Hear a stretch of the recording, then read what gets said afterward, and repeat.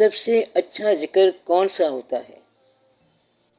سب سے اچھا ذکر اللہ کا ذکر ہے۔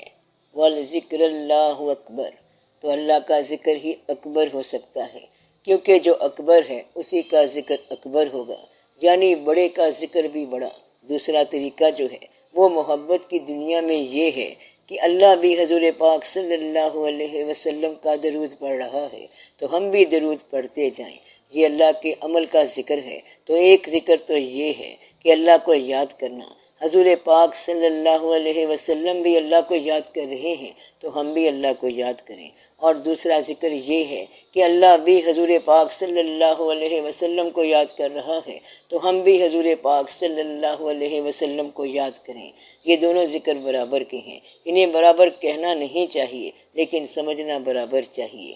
اللہ تعالیٰ کے ہاں جو ذکر ہے مرغوب اور پسندیدہ عمل ہے وہ یہ حکم ہے کہ یعنی اللہ اور اس کے فرشتے نبی صلی اللہ علیہ وآلہ وسلم پر درود بھیجتے ہیں، تو اے ایمان والو تم بھی درود اور سلام بھیجو۔ اور حضور پاک صلی اللہ علیہ وآلہ وسلم کا جو عمل ہے وہ یہ ہے کہ اللہ تعالیٰ کی تسبیح بیان کرنا اور اللہ کا ذکر کرنا، اس لیے یہ دونوں راستے یکساں ہیں، تو یہ ذکر جاری رہنا چاہیے۔ درود شریف کا ذکر ہو یا اللہ کا ذکر ہو، بات ایک ہی ہے۔ کیا ذکر کے لیے باوضو ہونا ضروری ہے؟ اللہ کا کون سا ذکر کریں؟ ذکر کے لیے باوضو ہونا ضروری نہیں ہے۔ اللہ کا ذکر اسم ذات کا ذکر یعنی اللہ ہے۔ بزرگوں نے ساتھ ہو لگا کے اللہ ہو کا ذکر بھی کیا ہے۔ اس کا طریقہ یہ ہے کہ جب سانس لو تو اللہ کہو اور جب سانس باہر نکلے تو ہو کہو۔ جب آپ تجربہ کریں گے تو بات سمجھ آ جائے گی۔ ہو جو ہے یہ ہو کا بھی مخفف ہے، اس کا مطلب ہے وہ اللہ۔ اس کا ایک اور مطلب یہ بھی بتایا گیا ہے کہ اللہ تو اللہ ہے اور ہو اللہ کے محبوب صلی اللہ علیہ وسلم ہیں۔ کلمہ طیبہ کا ذکر بھی کرتے ہیں لیکن کلمے کا ذکر کرتے وقت کچھ رہ جانے کا اندیشہ ہے، نامکمل ہونے کا اندیشہ ہے کہ درمیان میں کچھ رک نہ جائے۔ تو اللہ کا کوئی بھی ذکر جو ہے یہ ذکر ہے۔ اگر اللہ کی راہ میں کوئی نیک عمل کرو تو یہ بھی ذکر ہے۔ ایک جگہ فرمان ہے کہ نماز کو قائم کر میرے ذکر کے لیے، تو نماز کا قیام بھی اللہ کا ذکر ہے، اللہ کا فکر بھی اللہ کا ذکر ہے، اللہ کی یاد بھی اللہ کا ذکر ہے، اور اللہ کے حوالے سے ہر چیز جو ہے وہ ذکر ہے۔ تو ذکر کے باب میں یہ کہتے ہیں کہ ذکر کرنا بھی ذکر ہے، فکر کرنا بھی ذکر ہے، خیال کرنا بھی ذکر ہے، اللہ کے بارے میں بات کرنا بھی ذکر ہے، اس کے بارے میں سوچنا بھی ذکر ہے، اس سے ڈرنا بھی ذکر ہے، اللہ کے ڈر سے کانپنا بھی ذکر ہے، اور ان کے دل لرز جاتے ہیں جب اللہ کا نام لیا جائے، تو یہ ذکر ہے۔ اور یہ ذاکرین کی تعریف ہے، تو وہ دائیں بائیں سوتے جاگتے ذکر کرتے ہیں، اور یہ کہ دنیا سے محبت نہ کرنا بھی اللہ کا ذکر ہے۔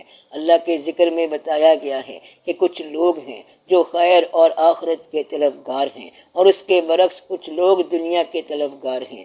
جو اللہ کے طلبگار ہیں وہ دنیا کے طلبگار نہیں ہوتے، وہ دنیا سے گزرتے ہیں تو اسے اللہ کا حکم سمجھ کے گزرتے ہیں۔ تو دنیا کی طلب کا نکالنا بھی اللہ کا ذکر ہے، اللہ کے حوالے سے کسی رشتے کو نبھانا بھی اللہ کا ذکر ہے، اللہ کے حوالے سے کوئی وعدہ پورا کرنا بھی اللہ کا ذکر ہے۔ تو کوئی بھی کام اللہ کے حوالے سے اور اس کی خصوصی رضا کے لیے کرنا اللہ کا ذکر ہے۔ اگر آپ نے یہ کہا کہ میں یہ کام اللہ کے لیے کر رہا ہوں تو اس کو استقامت اور خلوص سے کرتے جاؤ، تو وہ اللہ کے لیے ہوگا، وہ ذکر ہوگا۔ ذکر کا معنی یہ ہے کہ اللہ کے راستے کی طرف جانے والا جس خصوصی انداز سے یقین کے ساتھ چل رہا ہے وہ ذکر ہے۔ ایسا ذکر ہونا چاہیے۔ خیرات کرنے والا، مہربانی کرنے والا، احسان کرنے والا، زکوٰۃ دینے والا، نماز پڑھنے والا اور فرائض پورے کرنے والا ذکر والا ہے۔ تو جو اللہ کے راستے کی باتیں ہیں ان پہ شوق سے چلنے والا ذکر والا۔ اللہ کے ذکر کو کیسے قائم رکھا جا سکتا ہے؟ بزرگوں نے فرمایا ہے کہ جو دم غافل سو دم کافر، تو انہوں نے کہا کہ یاد کو یا ذکر الہی کو صرف کسی خاص وقت میں کرنے والا ایسے حادثے سے دوچار ہو جاتا ہے کہ جب اس کا رخصت ہونے کا وقت ہو تو ایسا ہو سکتا ہے کہ اسے کلمہ یاد نہ رہے۔ اس لیے کہتے ہیں کہ کوئی دم غافل ہونا ہی نہیں چاہیے۔ اس لیے انہوں نے پاس انفاس کے ذریعے اللہ کا ذکر جاری رکھا تاکہ جس وقت بھی سانس ختم ہو اللہ کے ذکر میں ختم ہو۔ اگر کلمہ پڑھا تو ساری عمر پڑھتے ہی رہے، درود شریف شروع کیا تو پڑھتے ہی گئے، اور استغفار شروع کی تو استغفار کرتے ہی گئے۔ اس لیے یہ کہتے ہیں کہ آپ جس حالت میں ممکن طور پر رخصت ہونا چاہیں اس حالت کو ابھی سے اختیار کر لیں، اور جس حالت میں انسان رخصت ہوگا اسی حالت میں اٹھایا جائے گا۔ گویا کہ جس حالت میں آپ آخری وقت اٹھنا چاہتے ہیں اسی حالت میں مرنا پسند کریں، اور جس حالت میں مرنا چاہتے ہیں اس حالت میں زندگی گزارنا شروع کر دیں۔ پھر آپ کی موت حادثاتی موت نہیں ہوگی۔ ایک بزرگ سے کسی نے پوچھا کہ یہ جو ہم استغفار پڑھتے ہیں تو پھر بھی گناہ ہو جاتا ہے، ایسے میں ہم کیا کریں؟ انہوں نے فرمایا کہ بات یہ ہے کہ اکثر استغفار اس لیے پڑھتے رہا کرو تاکہ تم حالت استغفار میں مرو اور کہیں حالت گناہ میں نہ مرنا۔ کہتے یہ ہیں کہ اکثر موتیں حادثاتی ہوتی ہیں، مگر جو غیر حادثاتی ہوتی ہیں وہ بھی دراصل حادثاتی ہوتی ہیں۔ یہ نہ سمجھنا کہ حادثے کا نام موت ہے یا اچانک گاڑی کے ٹکرانے کا نام موت ہے، مگر جو بیماری کی وجہ سے مر گئے لوگ اسے بھی اتفاقاً کہتے ہیں۔ پھول تو 2 دن بہارے جان فضا دکھلا گئے، حسرت ان غنچوں پہ ہے جو بن کھلے مرجھا گئے۔ تو جو بھی آدمی مرتا ہے لوگ کہتے ہیں کہ اسے اچانک موت آ گئی، کل شام تک تو اچھا بھلا تھا، رخصت سے 2 گھنٹے پہلے بھی ٹھیک تھا۔ تو ہر موت جو ہے وہ چاہنے والوں کے لیے حادثاتی ہوتی ہے، اور دشمن یہ کہتا ہے کہ وہ بڑی دیر کے بعد مرا ہے، اسے تو کب کا مر جانا چاہیے تھا۔ اس لیے اکثر موتیں جو ہیں وہ حادثاتی لگتی ہیں۔ کبھی بھی کوئی یہ نہیں کہتا کہ اب اسے مر جانا چاہیے تھا، تو نہ یہ مرنے والا کہے گا اور نہ اس کے چاہنے والے کہیں گے۔ اس لیے آپ جس حالت میں رخصت ہونا چاہیں تو وہ حالت ابھی سے اختیار کر لیں۔ ایسے لوگ اپنا کام کرتے رہتے ہیں لیکن زبان سے ذکر بھی جاری رہتا ہے، تو آپ اپنے باقی کام بھی کرتے رہیں، اور جب رخصت کا وقت آنے لگے تو اس حالت میں ہونا۔ یہ تو کوئی نہیں جانتا کہ موت قریب آ رہی ہے یا کب آئے گی، یا زندگی مرنے کے قریب پہنچ چکی ہے، یہ کچھ بھی نہیں کہہ سکتے۔ بعض بیمار آدمی بڑی طویل عمر پا جاتے ہیں اور صحت مند آدمی اچانک رخصت ہو جاتے ہیں، اور آج کل تو ہارٹ فیل ہونے والی بیماری آ گئی ہے، کوئی اور بیماری اچانک آ جاتی ہے۔ تو یہ اللہ تعالیٰ کے کام ہے کہ جس کو جس وقت بلا لے۔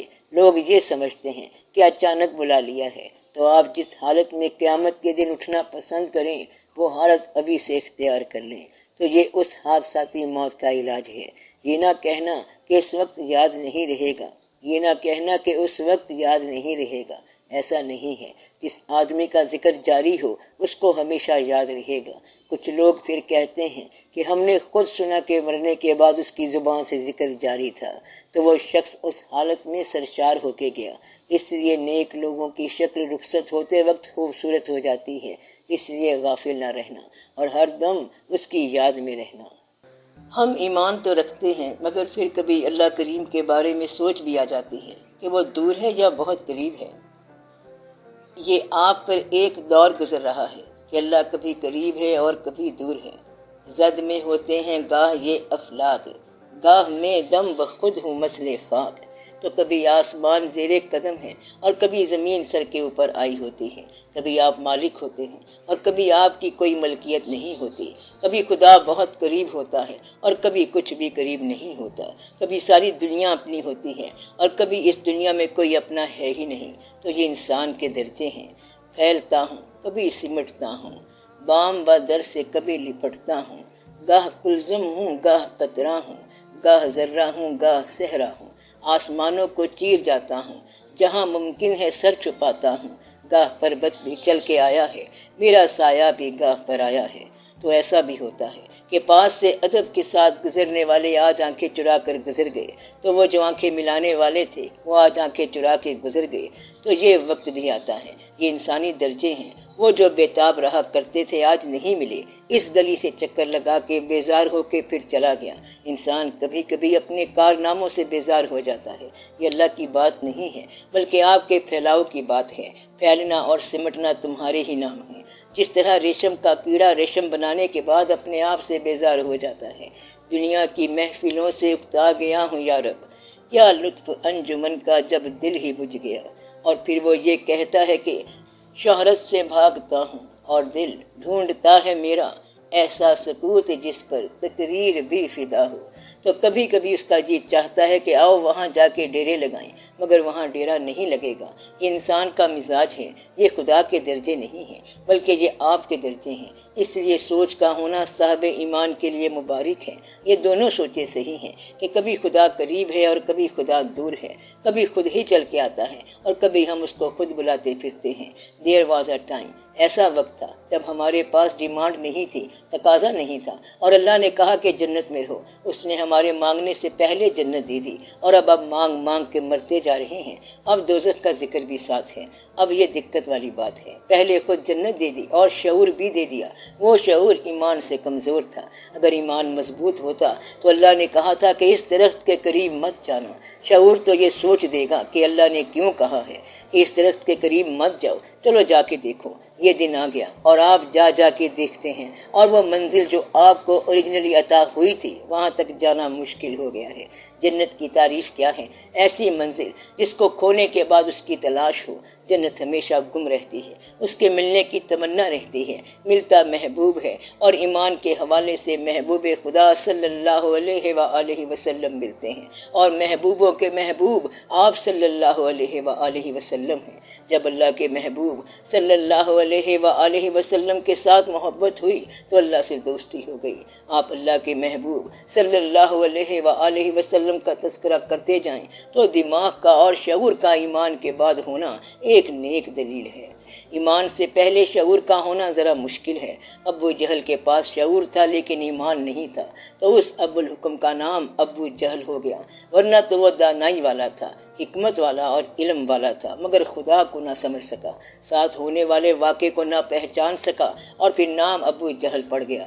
جب سرحدیں مقرر ہو جائیں تو پھر ذہن کا سوچنا اچھی بات ہے، تو آپ ان حدود میں رہ کے سوچیں۔ حدود یہ ہیں کہ آپ کا قیام تھوڑی دیر کے لیے ہے، ہونے سے نہ ہو جانا ہے۔ آپ کی چاہتیں بڑی محدود ہیں، آپ کی نفرتیں بڑی محدود ہیں، آپ کے غصے بڑے محدود ہیں، آپ کے پیسے بڑے محدود ہیں، بلکہ آپ کی ہر شے بڑی محدود ہے۔ آپ بہت کمزور ہیں، آپ کی گرفت بھی مضبوط نہیں ہے، کمزور ہے۔ جس چیز کو آپ اختیار میں رکھنا چاہتے ہیں کچھ عرصے بعد آپ اس سے بیزار ہو جائیں گے۔ آپ نے جو چیز پکڑ کے سامنے بٹھا لی ہے ایک وقت آئے گا کہ اس سے بھاگیں گے، چاہے آپ کا بچہ ہو۔ کچھ دیر بٹھانے کے بعد کہیں گے کہ یہاں سے جاؤ، ہر شے کو جانا ہے۔ اپنی گرفت سے انسان خود آزاد ہو جاتا ہے۔ تو آپ سب چلنے دیں، دریا جدھر جاتا ہے جانے دیں، اور آپ ایمانداری میں رہیں۔